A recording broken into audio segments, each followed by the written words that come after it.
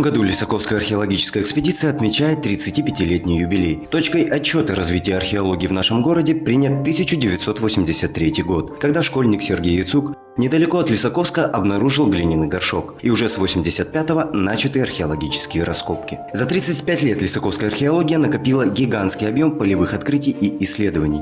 Ежегодные экспедиции, и каждая из них приносит неожиданные находки.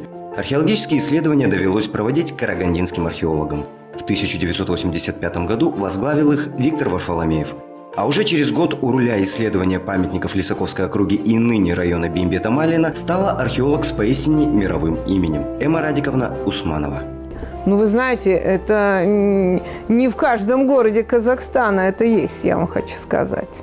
Именно вот это широкое осмысление наследия древнего, я считаю, это бренд Лисаковска. Эмма Усманова в 1980 году окончила Карагандинский государственный университет имени академика Букетова по специальности учитель истории и обществоведения. И даже успела поработать по профессии. Я отработала, кстати, год учителем истории. И мне это очень хорошо знакомо, быть учителем. И мы хорошо с ребятами работали там. Я работала учителем истории в деревне Крещеновка. Это Карагандинская область, Сакарский район. Я все-таки поисковик ученого типа. Да, нет. Я не учитель. Я все-таки исследователь. Есть люди, которые делятся на исследователей и на учителей. Я все-таки исследователь больше. Я не преподаватель. За свое увлечение и интерес к древней истории с особой теплотой в голосе говорит, что благодарна маме. Мама у меня, Рафиля Лутфуловна Хуснуллина, она была историком, она была очень талантливым историком. Это Казанский государственный университет, это школа знаменитого Шофмана, историка античности и историка Александра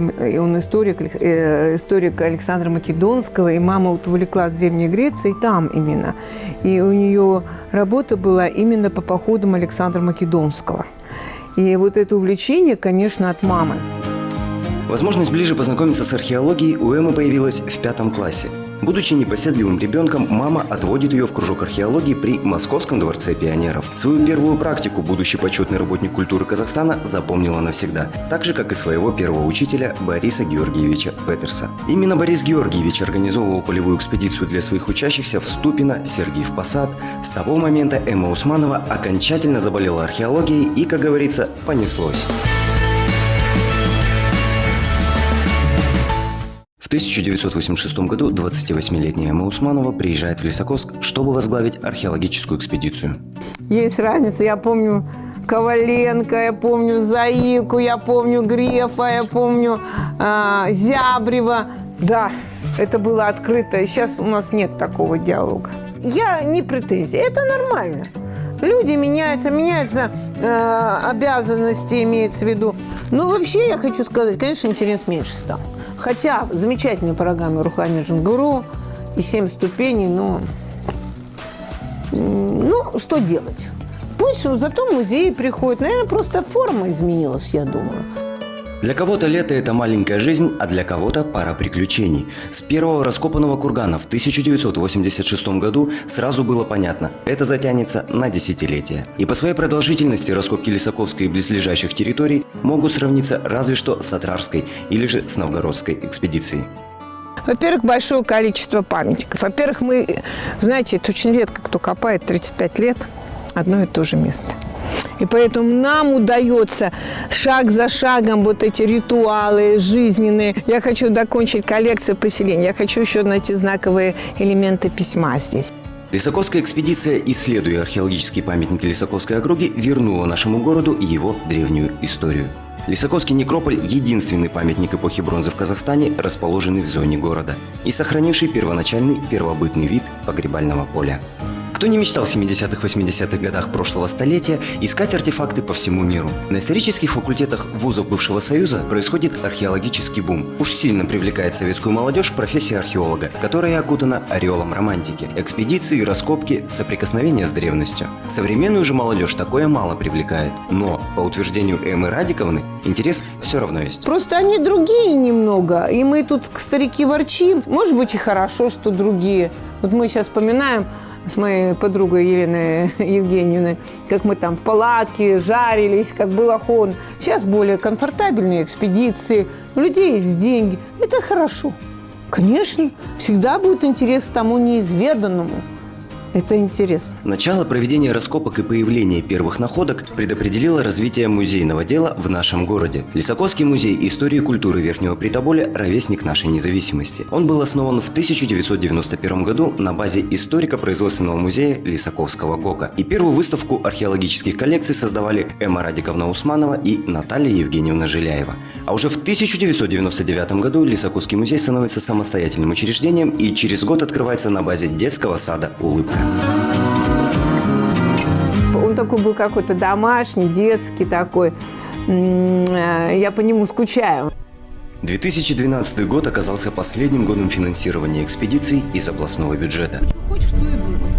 Раскопки были вынуждены прекратить. К этому моменту у Эммы Радиковны написана и готова к защите научная диссертация для кандидата наук. Но перед ней встает вопрос – защищать кандидатскую или в отсутствие раскопок заняться экспозициями Лисаковского музея. Тем более, что для последнего варианта уже есть новое место – здание городского центра культуры и спорта. Эмма Усманова выбирает музей. И за 2 следующих года, 2013 и 2014, была завершена генеральная реконструкция экспозиций Лисаковского музея. Когда мы его сделали и приехали, мы как дизайнерский такой музей получился. Конечно, хотелось, чтобы, может, площадь была больше, но это уже вот явление, я считаю, достойное вообще республики. Здесь вот как-то Альберт Павлович привозил делегацию депутатов, они были удивлены, что в таком маленьком городе находится вот такого уровня музей. Лисаковский музей известен не только в Казахстане, но и далеко за его пределами, во многом благодаря своим коллекциям. В 2019 году в республиканском конкурсе «Рухани Казана» наш музей признан лучшим среди городов и районов страны. Сейчас у нас очень богатая коллекция. Каждый год у нас пополняется, хотя сейчас Эмма Радиковна проводит раскопки на территории Тарановского района, но интересные находки она все-таки передает в фонды нашего музея. Кроме того, что к нам поступают археологические предметы, она пополняет фонды музея также и коллекциями этнографии, фотоматериалов. Именно в Лисаковском музее находится крупнейшая в Казахстане коллекция памятников эпохи бронзы. И все благодаря Лисаковской археологической экспедиции.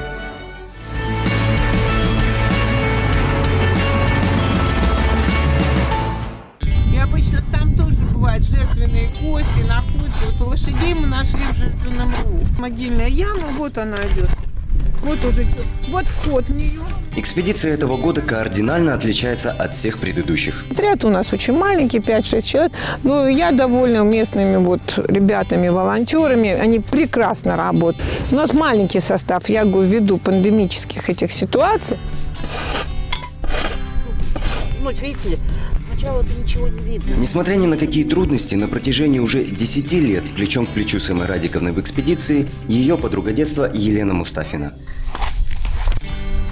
Это дань детской дружбе и дань увлечения историей. Они познакомились в том самом археологическом кружке Дворца пионеров и вместе выезжали в первые экспедиции. Елена Евгеньевна не связала свою жизнь с археологией. Сегодня она председатель Казахстанского нефтегазового профсоюза, но даже в пандемию она всегда рядом с подругой. Она очень увлеченный человек, который старается и людям создать условия, и находки интересные презентовать миру, потому что это все наследие принадлежит всему нашему казахстанскому народу, а некоторые находки имеют и мировое значение. В этом году экспедиция работает в рамках государственной программы «Года волонтера», объявленного президентом по направлению фонда «Асыл Мура Бергемес», которая предполагает привлечение волонтеров для сохранения памятников культурного наследия. Начиная с 2018 года Эмма Усманова стала инициатором Международного фестиваля древних технологий и культурных коммуникаций. Но я рискнула. И первый год, конечно, не было никакого финансирования. То есть вот помогли араевцы немного и Альберт Павлович. Потом акимат дал немного бензина нам, а я собрала свою пенсию. И мы сделали раскопки и фестиваль. Он был маленький, но он состоялся. Второй фестиваль очень помог Полиметалл. Там приехали алмазы Алматинцев. То есть вот нам удалось собрать такую группу хорошую. Приехали с Ямала. Вы можете представить, на нашу землю приехали люди с Ямала, с Ханты-Мансийска. Но, к сожалению, вот неактивность местного населения. В этом году уже проводится 3-й международный фестиваль, и посвящен он демонстрации основных технологических и духовных достижений культур мировых цивилизаций. В связи с пандемией фестиваль будет проводиться в режиме онлайн и офлайн. Это тоже интересно, потому что география фестиваля, она сейчас у нас расширилась, так как это будет проходить в режиме онлайн и офлайн. Сейчас у нас уже участников больше 40. Это представители Греции, США, Бахрейн, арабской страны, Германии. Очень-очень большая такая, много стран участвует.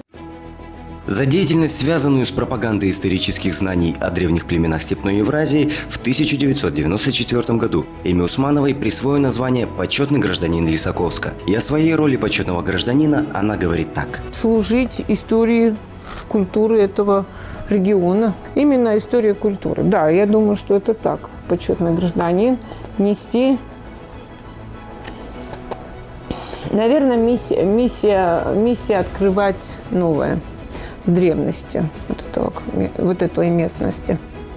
Многие археологи, в основном старшего поколения, отходят от полевой деятельности или сокращают ее до минимума, чтобы обработать и ввести в научный оборот материалы раскопок прошлых лет. Казалось бы, Эма Усманова, заработав за столько лет железобетонную репутацию и имя, известное широко в профессиональной среде, может спокойно уходить на пенсию. Но и на это у нее есть свой ответ.